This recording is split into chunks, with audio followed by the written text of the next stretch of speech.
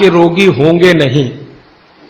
माने चूना वो बोलते हैं सबसे बेहतरीन वातनाशक औषधि है। मेथी का दाना तो है ही, चूना उससे थोड़ा 1 डिग्री ऊपर है। मेथी दाने से चूना सबसे अच्छी वातनाशक औषधि है। चूने के बारे में भागवत जी का बहुत रिसर्च है, बहुत रिसर्च है। और वो ये कहते हैं कि ये भगवान की दी हुई प्रचंड मात्रा में अद्भुत ऐसी चीज है जो आपके बात के सब रोगों को दूर करेगी। माने घुटने दुखते हैं, कमर दुखती है, कंधा दुखता है, चूना खाइए। फिर वो कहते हैं कि इतना ही नहीं, शरीर में कैल्शियम जो है ना, कैल्शियम ये एक घटक है, माइक्रो न्यूट्रिएंट इसको कह सकते हैं अंग्रेजी में, सूक्ष्म पोषक तत्व है।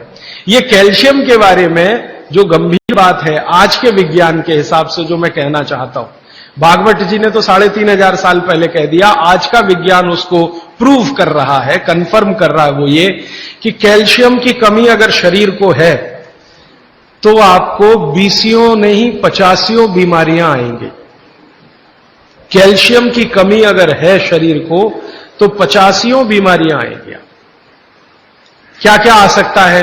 हर तरह का दर्द आपको होगा, हर तरह का, मांसपेशियों का दर्द, हड्डियों का दर्द, सब तरह का। हड्डियों की जितनी विकृतियां हैं वो सब कैल्शियम की कमी से आएंगे। हड्डियों के जितने रोग हैं वो सब कैल्शियम की कमी से आएंगे। फिर वो कहते हैं कि रक्त के बहुत सारे रोग कैल्शियम की कमी से आते हैं, रक्त के रोग, खून की बीमारी। फिर वो कहते हैं कि बहुत सारे कफ के रोग कैल्शियम की कमी से आते हैं। तो कैल्शियम कम नहीं होने देना चाहिए।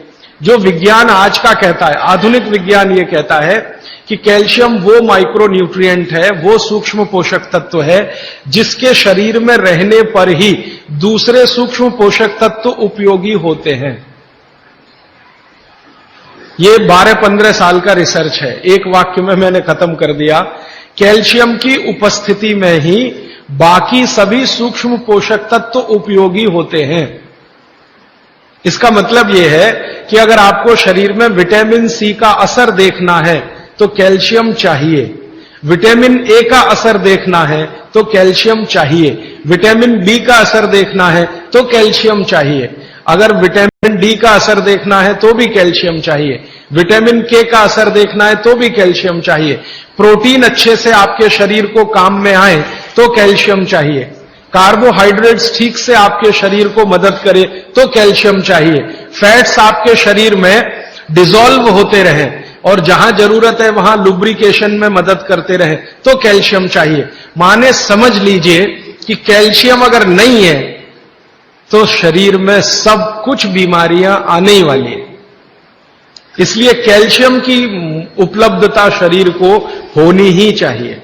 अब इसके बारे में भागवत जी कहते हैं, आधुनिक विज्ञान ने अभी प्रूव किया, भागवत जी पहले ही कह गए कि हमारे शरीर की 40 वर्ष की उम्र तक, 40 से 45 वर्ष की उम्र तक जो कुछ भी हम खा रहे हैं इसी में से हमको कैल्शियम मिलता रहता है। सबसे ज्यादा कैल्शियम आप जानते हैं दूध में है, दूध, फिर दूध के बाद दही, दही के बाद मट्ठा, मट्ठे के बाद मक्खन, मक्खन के बाद घी, इन सब में भरपूर कैल्शियम है। फिर आपने खाया संतरा, मौसम्मी, नारंगी, अंगूर, द्राक्ष, जो भी खट्टे फल, आम वगैरह वगैरह, सब में कैल्शियम भरपूर मात्रा में है। फिर सबसे ज्यादा कैल्शियम फलों में माना जाता केले में है।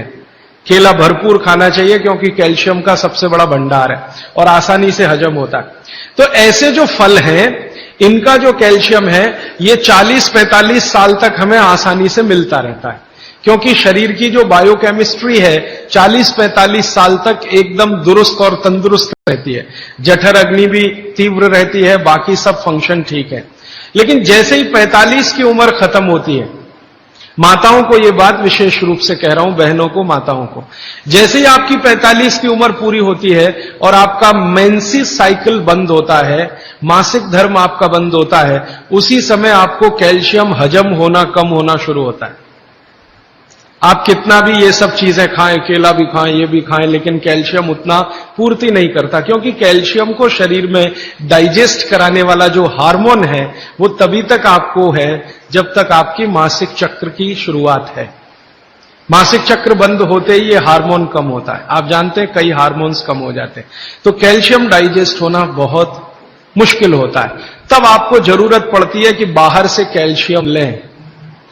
इसलिए सब माताएं इस बात को ध्यान दें और इसको गांठ बांध लें कि 45 की उम्र होते ही चूना खाएं, क्योंकि अतिरिक्त बाहर से कैल्शियम उसी से मिलेगा। चूना जरूर खाएं आप सबके लिए, और आपको भी है चूना खाएं, क्योंकि आपकी उम्र भी 45 की जब पूरी होगी तो ये जो कैल्शियम है वो आपके लिए पर्याप्त नहीं है जो फलों से और सब्जियों से आ रहा है, कुछ अतिरिक्त चाहिए। और चूंकि बाकी सब माइक्रो न्यूट्रिएंट्स कैल्शियम की उपस्थिति में ही काम आएंगे, इसलिए इस पर ध्यान दीजिए। तो शायद इसलिए इस देश में एक परंपरा विकसित हुई है पान खाने की।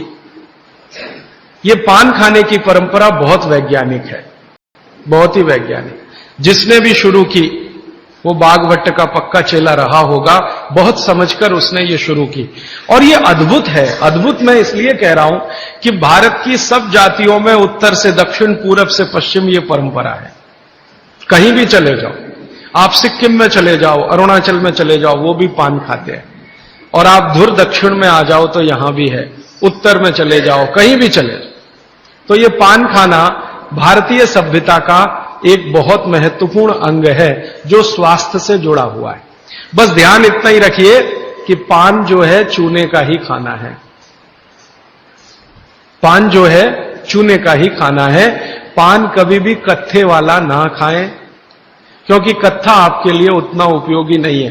कत्था स्वाद के लिए आप उपयोग करते हैं, चूना औषधि के लिए उपयोग करते हैं।